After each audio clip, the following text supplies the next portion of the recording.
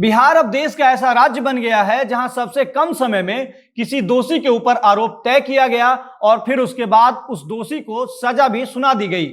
और ऐसा करने वाले न्यायाधीश शशिकांत राय देश के पहले न्यायाधीश हो गए हैं। पॉक्सो एक्ट के तहत एक बच्ची के साथ दुष्कर्म के मामले में सिर्फ एक दिन में गवाही ली गई और उसी दिन बहस को पूरा कर लिया गया और फिर उसी दिन आजीवन कारावास की सजा भी सुना दी गई। और यह सब कुछ बिहार के अररिया में हो रहा था। अब बिहार में सुनाई गई इस फैसले पर जमकर चर्चा हो रही है और देश में इस बात पर खास तौर पर चर्चा हो रही है कि क्या इसी प्रकार से अन्य मामलों में सुनवाई नहीं हो सकती है। इस केस में जिस प्रकार से पुलिस ने अपना काम किया, अगर उसी प्रकार से पुलिस हर मामले में काम करे तो शायद अदालतों में लंबित पड़े मामले कम हो सकते हैं। पुलिस ने इस मामले में जिस प्रकार से काम किया उसकी जमकर तारीफ हो रही है और अदालत द्वारा जो फैसला सुनाई गई है उसके ऊपर भी पूरे देश में चर्चा चल रही है। हम भी आज आपको बिहार के अररिया की विशेष अदालत में जो फैसला सुनाया गया है और उसकी पूरी कहानी बताएंगे और बताएंगे कि अदालत ने अपने फैसले में क्या कुछ कहा है और यह पूरा मामला क्या था, कैसे एक ही दिन में आरोपी की पेशी से लेकर गवाही तक और सजा सब कुछ तय कर दिया गया। अब नमस्कार, मेरा नाम है अंकित शर्मा और आप जनता जंक्शन का विशेष कार्यक्रम एक्सप्लेनर देख रहे हैं। घुटना, कमर दर्द, लकवा आदि जैसे बीमारियों से परेशान हैं? जल्दी संपर्क करें आरोग्य हेल्थ और वेलनेस सेंटर पर। यहाँ फिजियोथेरेपी और अन्य विधियों द्वारा चिकित्सा की जाती है। संपर्क करें 7488185499 पर।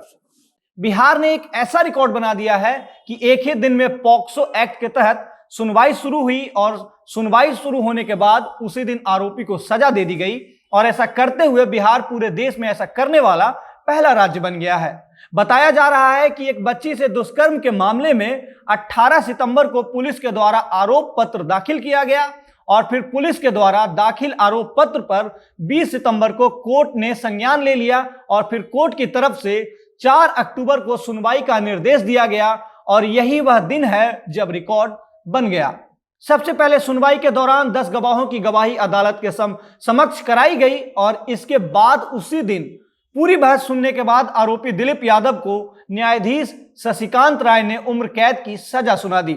लगभग 10 बजे अदालत के समक्ष सभी गवाह को पेश किया गया और उसके बाद से एक एक कर सभी गवाहों की गवाही न्यायाधीश के समक्ष हुई और फिर पूरी बहस सुनने के बाद शाम के समय अदालत की तरफ से सजा सुना दी गई और सजा का ऐलान करते हुए दोषी के ऊपर 50,000 रुपए का जुर्माना भी लगाया गया।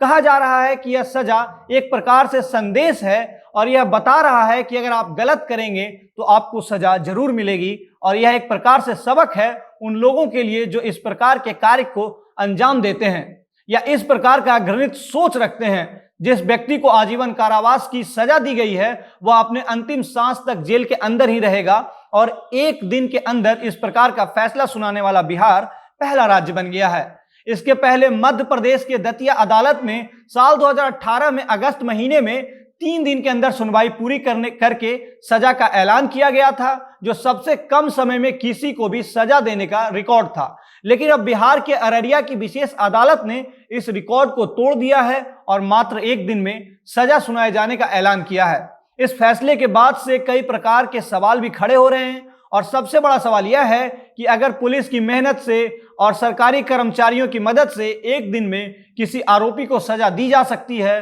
तो फिर अन्य मामलों में ऐसा क्यों नहीं हो पाता है। क्या हमारी पुलिस प्रशासन इतनी काबिल नहीं है कि वह हर मामले में इसी प्रकार से तेजी दिखाए और हमारी अदालत भी दोषी को सजा सुनाए। आमतौर पर न्यायपालिका के ऊपर सवाल उठाया जाता है और कहा जाता है कि अपराधियों का मनोबल इसलिए बढ़ जाता है क्योंकि उसे पता होता है कि उसे इतनी आसानी से सजा नहीं होगी। और हमने देखा भी है कि कई सारे मामलों में सब कुछ साफ होते हुए भी सालों तक वह मामला अदालतों के चक्कर में फंसा रह जाता है। बाकी हम तो उम्मीद करेंगे कि जिस प्रकार से अररिया की विशेष अदालत ने यह सजा सुनाई है उसी प्रकार से बिहार के अन्य अदालत में इस प्रकार के घृणित कार्यों के लिए स्पीडी ट्रायल हो और फिर दोषियों को इसी प्रकार से जल्द सजा दी जाए। बाकी यह खबर वाकई में बहुत अच्छी है और उम्मीद करते हैं कि आगे आने वाले दिनों में अन्य मामलों में भी इसी प्रकार से तेजी दिखाते हुए सुनवाई होगी और फिर दोषी को सजा दी जाएगी। इस वीडियो को यहीं पे समाप्त करते हैं। हमारे लिए स्क्रिप्ट मोहित कुमार सिंह ने लिखी थी। कैमरे के पीछे ओम प्रकाश खड़े हैं। मेरा नाम अंकित शर्मा है। बहुत बहुत शुक्रिया।